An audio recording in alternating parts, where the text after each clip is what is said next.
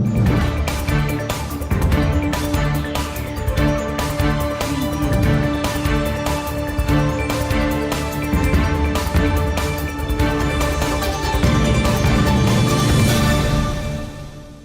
علیکم، capital 51 news کے ساتھ میں ہوں سفیر خان۔ سب سے پہلے ہیڈ لائنز۔ سستی بجلی والے پلانٹس کو چلانے کے بجائے مہنگی بجلی بنا کر قوم کی جیب کاٹی گئی۔ شہباز شریف۔ صرف 3 ماہ میں قومی خزانے کو $50 کروڑ کا نقصان حکومتی جرائم کا ثبوت ہے۔ حکومت نے مارکیٹ سے 30% مہنگی LNG خرید کر عوام پر ظلم ڈھایا۔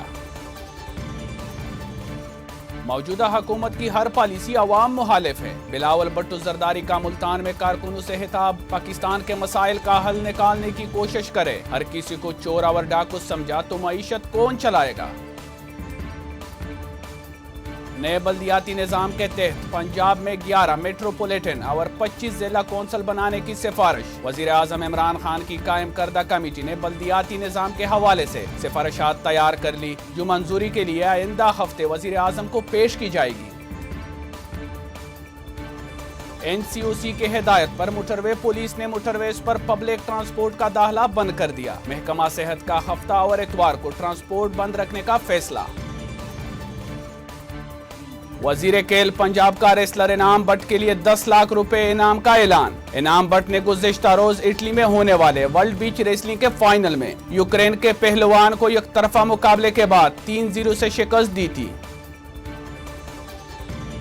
لاہور پولیس اہلکار کے قاتل 2 ڈاکو گرفتار۔ 12 اگست کو فرار ہوتے ہوئے 2 ڈاکو نے فائرنگ کر کے کانسٹیبل رمضان کو شہید کیا تھا۔ CIA پولیس نے واردات میں ملوث ملزمان کو فیروز والا سے گرفتار کر لیا ہے، پولیس ذرائع۔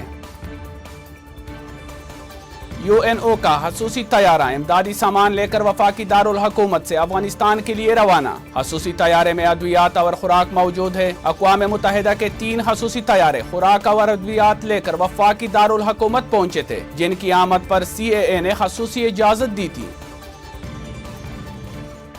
وادی پنجشیر میں طالبان جنگجو کی جانب سے پیش قدمی جاری۔ دوسری جانب مزاحمتی فورس کے ترجمان علی میسم نظارے کا کہنا ہے کہ ہماری مزاحمت کبھی ناکام نہیں ہوگی۔